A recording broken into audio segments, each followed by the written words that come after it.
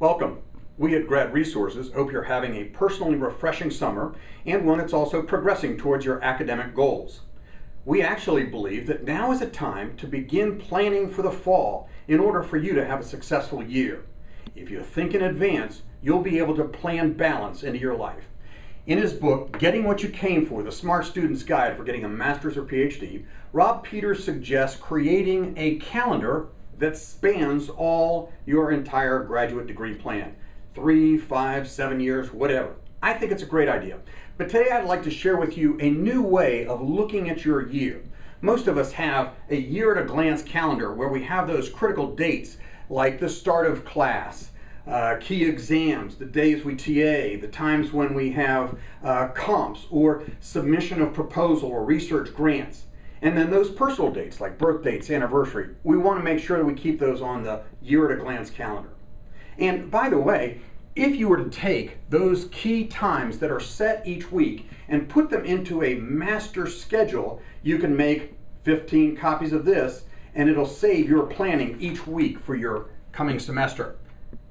But one thing that I'd like to share with you new today is to see your year as a cycle. For most graduate students, life is more frenzied at certain periods than at others.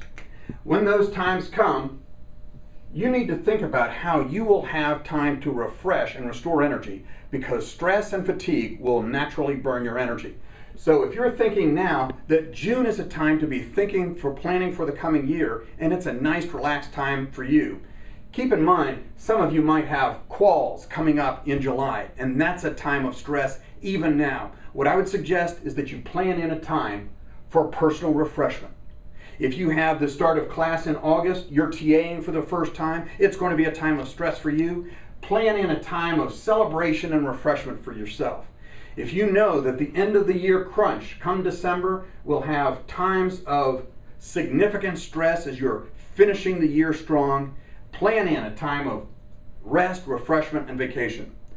You see, for some of us, if we don't plan in that time of balance and refreshment, you will find that you will have difficulty restoring that energy, and personally it leads to a sense of despair and hopelessness. If you reach that point, keep in mind, there's a national grad crisis line, 1-800-GRAD-HLP.